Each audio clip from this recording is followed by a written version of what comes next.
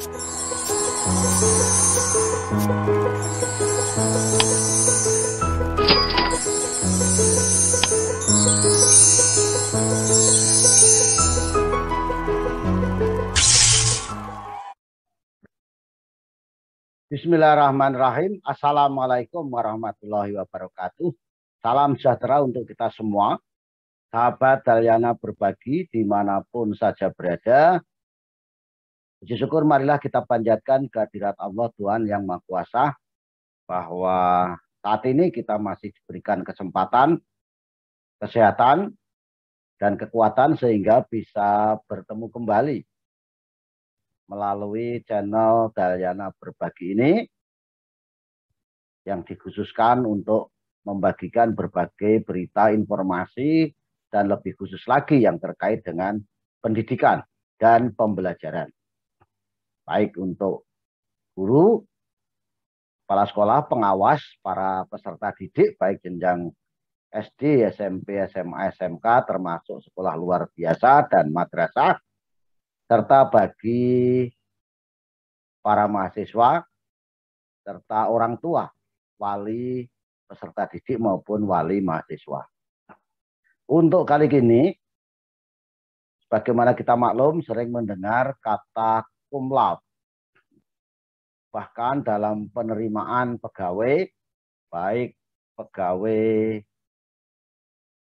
dengan perjanjian kontrak maupun calon pegawai negeri sipil, serta pegawai di berbagai badan usaha milik negara maupun di berbagai perusahaan swasta, para lulusan yang memiliki predikat cum laude, lulusan perguruan tinggi tentunya baik diploma, sarjana maupun pasca sarjana, mereka yang memiliki kelulusan dengan predikat cum laude, ternyata mereka disiapkan atau diberikan prioritas tersendiri dalam hal penerimaan tersebut. Namun demikian tidak jarang di antara kita yang belum paham, belum mengerti betul tentang apa sebenarnya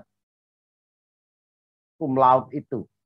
Istilah apa itu, apa maksudnya, dan apa saja jenisnya, serta bagaimana tip atau cara khusus untuk meraihnya. Nah, kali ini saya akan membagikan informasi tersebut bahwa ternyata cum laude ini jenisnya ada 3 dan ada tip atau cara khusus untuk meraihnya. Nah, apa saja itu? Insya Allah akan saya bagikan melalui channel Dalyana Berbagi ini. Nah, untuk itu izinkan saya melakukan share screen terhadap apa yang telah kami siapkan.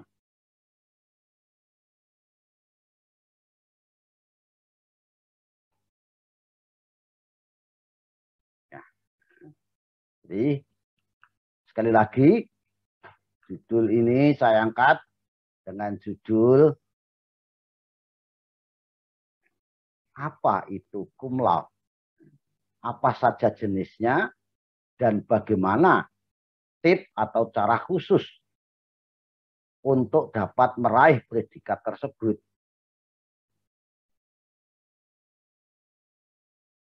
Ini saya bagikan, saya ambil dari tulisan di kompas.com pada tanggal 18 September tahun 2021 pukul 07.50 waktu Indonesia bagian Barat.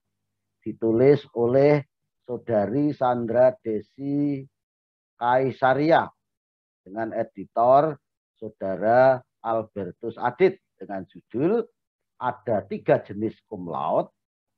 Ini cara mudah meraihnya.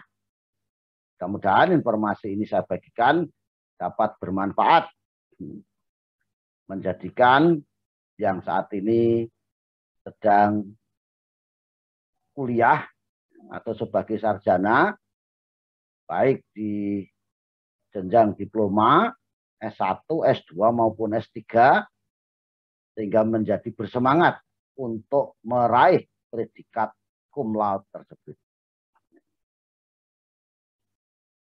Nah, Kompas.com menjadi lulusan terbaik hingga meraih predikat cum laude menjadi impian hampir semua mahasiswa. Nah, untuk kalian yang saat ini menempuh semester awal di bangku kuliah, saya tambahkan baik di jenjang diploma, S1, S2 maupun S3, ada baiknya kalian mempersiapkan diri lebih awal atau mempersiapkan dari sekarang. Cum laude sendiri ada beberapa atau ada 3 jenisnya.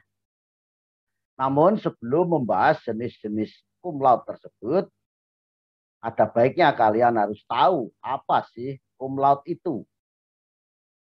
Dilansir dari laman Kampuspedia bahwa cum laude merupakan sebuah kata yang berasal dari bahasa Latin, yaitu cum laude, yang memiliki arti kehormatan atau pujian. Kata-kata ini sering digunakan di perguruan tinggi untuk memberikan predikat kepada mereka yang lulus dan memenuhi syarat masing-masing sesuai dengan persyaratan masing-masing yang dipersyaratkan oleh perguruan tinggi atau universitas. Karena tiap universitas bisa jadi memiliki persyaratan yang berbeda bagi para lulusannya yang mendapatkan predikat cum laude tersebut. Ada 3 jenis cum laude. Bahwa ternyata gelar kehormatan atau cum laude yang sering dipakai bukan hanya ada 1 jenis, tetapi ada 3 jenis berdasarkan rentang nilai dari IPK atau indeks prestasi kumulatif. 3 jenis itu yang pertama adalah cum laude. Gelar cum laude atau kehormatan diberikan kepada mahasiswa yang berhasil menyelesaikan masa studinya dengan nilai IPK dari rentang 3,5 sampai dengan 3,7.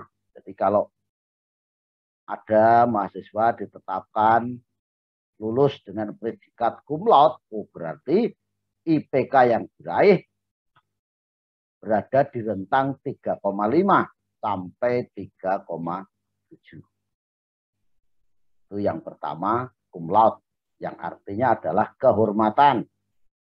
Itu diberikan kepada mahasiswa yang IPK-nya berada di rentang 3,5 sampai dengan 3,7. Jenis yang kedua adalah magna cum laude.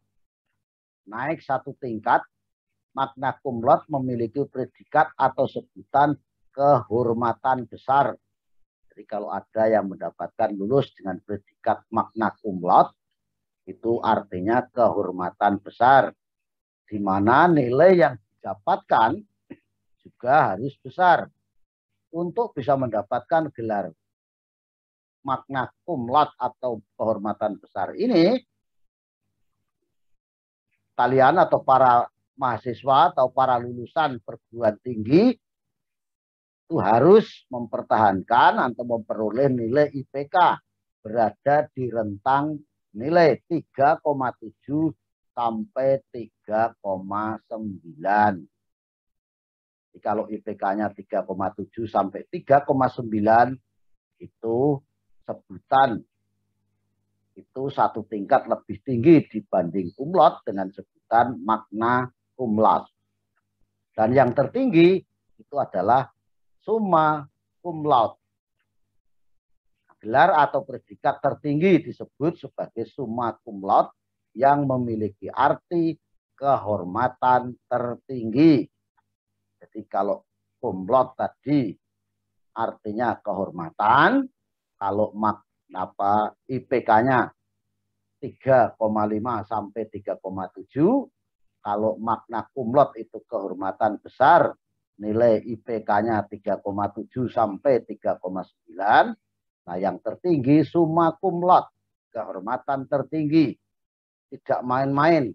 Seseorang yang mendapatkan gelar ini harus mempunyai IPK antara 3,9 sampai dengan 4,0. Wah, harus nyari sempurna ya.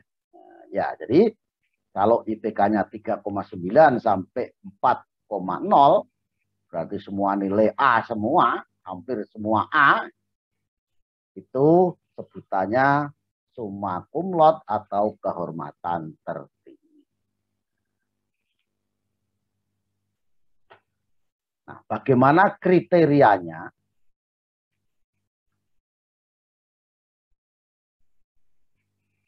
Gelar cum laude sebenarnya diberikan sesuai dengan syarat dari kampus yang berlaku. Jadi itu tadi seperti saya sampaikan di awal, bisa jadi setiap perguruan tinggi, setiap kampus memiliki persyaratan yang berbeda. Misalkan atau contoh itu untuk mendapatkan gelar cum laude tersebut di Universitas Padjadjaran Bandung, ya, kalian harus menyelesaikan masa studi tepat waktu, yaitu maksimal 4 tahun dengan IPK di atas 3,7. Jadi kalau di Universitas Padjadjaran Bandung persyaratannya IPK di atas 3,7 dan masa kuliah diselesaikan maksimal 4 tahun atau 8 semester. Jadi meskipun nilainya 3,7 atau lebih, kalau diselesaikan lebih dari 4 tahun ya tidak akan mendapatkan gelar kehormatan atau cum laude tersebut. Lalu tidak ada nilai C. Nah, ini juga kalau ada nilai C atau ada mata kuliah yang mengulang.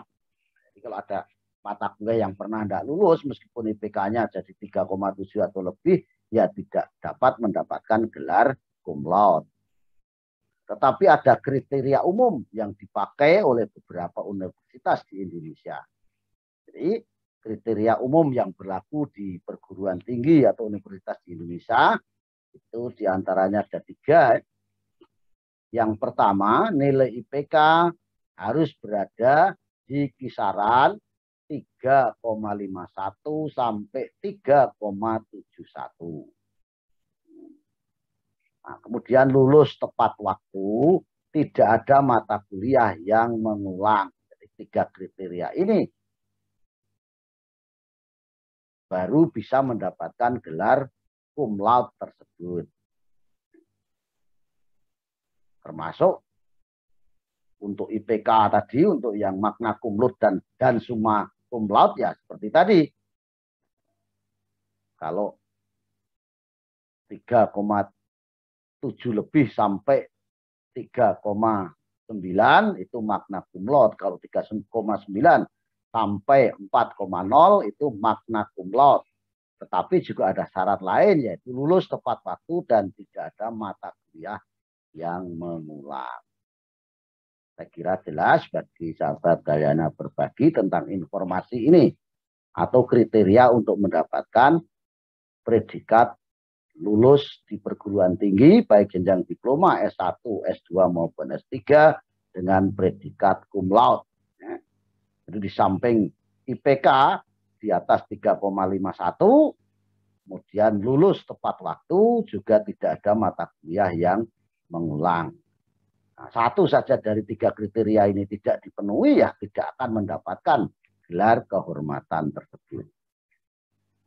Kemudian bagaimana tip atau cara khusus agar mudah meraih gelar cum laude tersebut?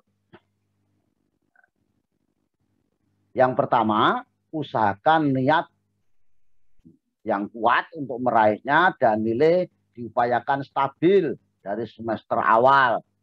Dari semester awal itu ya dipertahankan bahwa nilainya itu di atas 3,51 dan diupayakan untuk tidak ada nilai atau mata kuliah yang mengulang. Nah, untuk itu perlu belajar lebih tekun terutama saat akan ada kuis atau ujian. Artinya ya jangan hanya belajar ketika mau ada kuis atau ada ujian, tetapi terus belajar rutin, tekun, dan lebih tekun lagi ketika mau ada kuis atau ada ujian. Yang ketiga, rajin mencatat, memperhatikan penjelasan dari dosen. Kalau tidak jelas ya bertanya sampai sejelas-jelasnya. Kemudian yang keempat, mengerjakan semua tugas agar tidak ada mata kuliah yang mengulang. Jangan sampai ada nilai C. Kemudian maksimal dalam semua mata kuliah. Artinya dalam mengikuti setiap mata kuliah itu harus diikuti secara maksimal sehingga mendapatkan prestasi atau hasil yang maksimal pula. Dan yang keenam, memilih topik skripsi yang mudah dan dikuasai. Karena apa? Biasanya para mahasiswa itu semua mata kuliah lancar, tapi sering terganjal pada topik skripsi kalau mahasiswa S1, kalau mahasiswa S2 ya tesis, kalau mahasiswa S3 ya disertasi. Nah, bagi mahasiswa diploma tentu tugas akhir biasanya ada. Nah, biasanya banyak mahasiswa itu tidak lulus-lulus itu terganjal karena tugas akhir. Baik itu tugas akhir non skripsi maupun tugas akhir berupa skripsi untuk jenjang S1, tesis untuk jenjang S2, atau disertasi untuk jenjang S3. Oleh karena itu, tip ini kalau memang menginginkan mendapatkan gelar cum laude pada saat nanti lulus, ya harus dilaksanakan. Nah, bagaimana? Apakah kalian semangat untuk mendapatkan gelar kehormatan tersebut? Dan apakah Bapak Ibu guru juga bisa menyemangati, Bapak Ibu dosen juga bisa, kalau Bapak Ibu guru menyemangati para siswanya agar nanti mendapatkan gelar cum laude ketika sudah kuliah, sedangkan bagi para Bapak Ibu dosen dapat menyemangati para mahasiswanya agar mendapatkan gelar cum laude. Baik itu cum laude saja, magna cum laude, syukur-syukur, summa cum laude.